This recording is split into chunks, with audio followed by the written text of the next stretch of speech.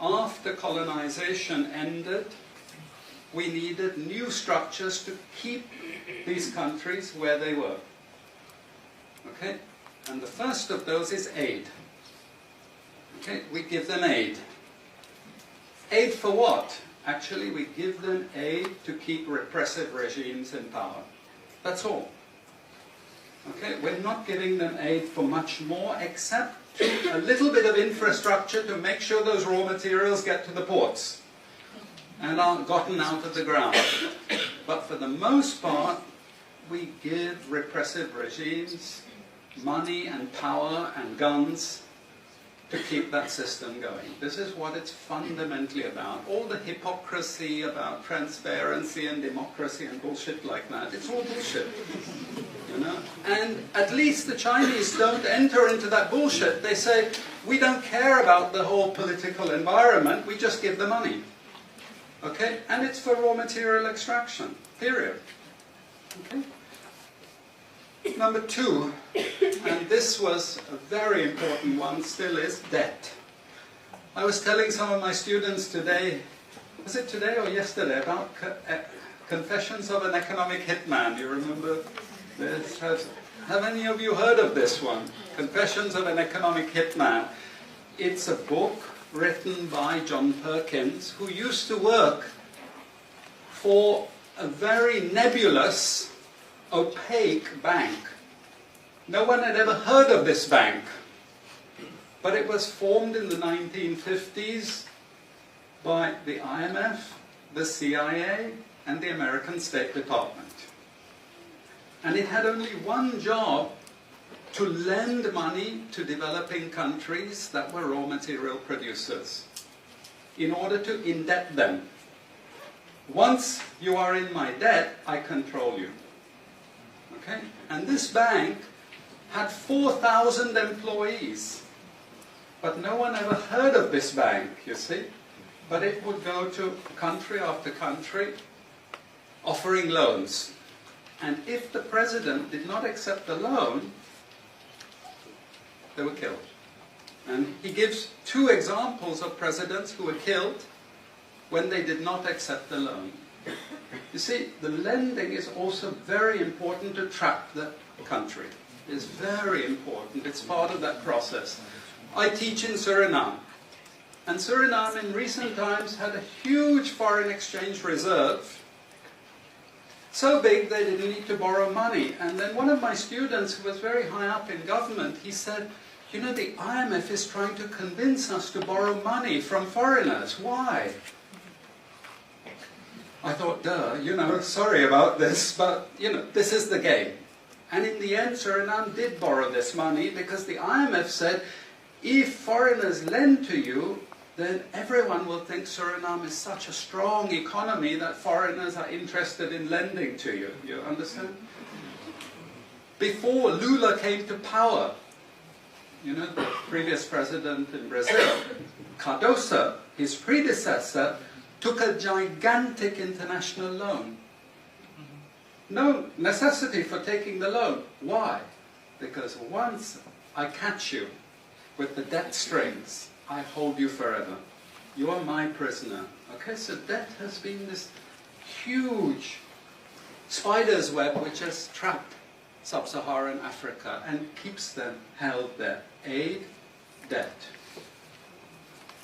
We have a third structure which is again not known by many people, but it's something that was put in place and continues to this very day, with no one discussing it. No one says anything about it. It is monopoly buying structures.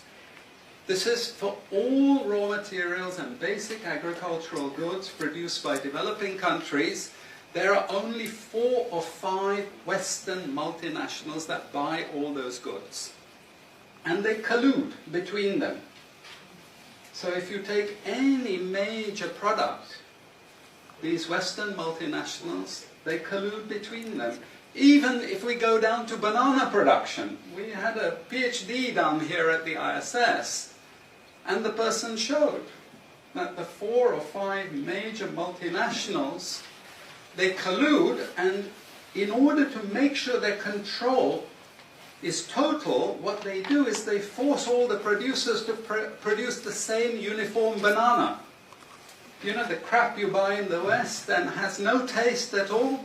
You go to any developing country, you know how a banana tastes, don't you? There's so many of them, lots of varieties, but we only market 1 or 2 types, so we have control, you see.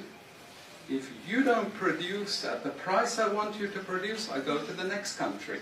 You see, we get control. So these buyers, they impose that control, and they keep pushing the prices down and down and down. Okay, this is the game.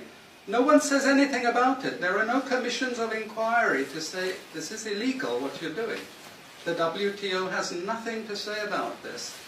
But sorry to say, you know, if banana prices rose 10 times, especially for people like me who love bananas, okay, I protest. I like my living standards. Okay, it's the same with all the other raw materials, you see. We're all benefiting, we're complicit. We're actually complicit in this because we will protest and shout out if the situation ever changed. Okay, now we come to those international institutions. And I must tell you this from the outset.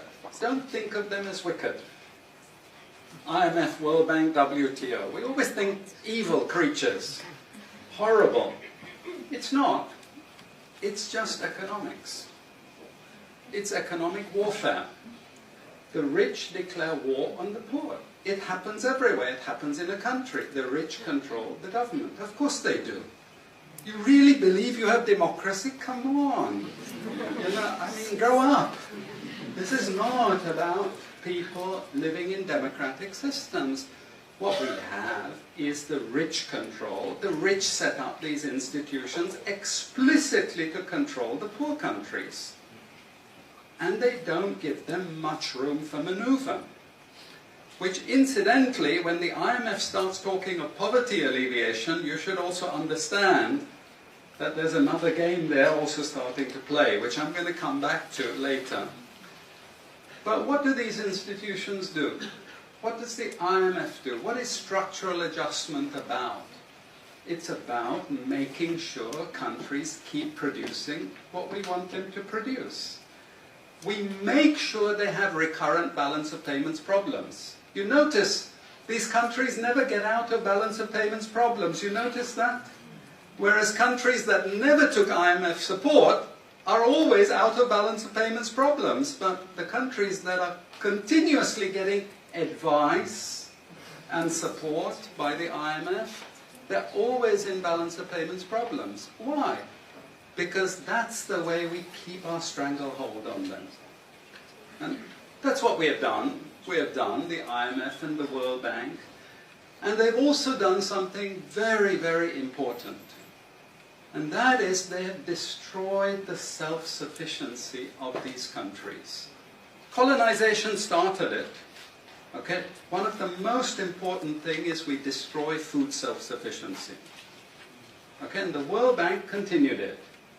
They forced most countries to eliminate all food subsidies and food support. Okay? Because once you don't produce your own food, I increase my control over you. How do we know this? Well, very funny thing happened some years ago. Not so funny, actually.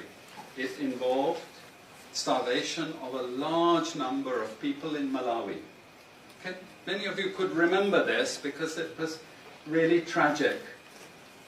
But the Malawian finance minister, who was under terrible threat at the time, suddenly broke ranks and he said, well, you know why we had this famine? Because one of the conditions of the loan given by the World Bank was we destroyed all our grain surplus stocks. Why?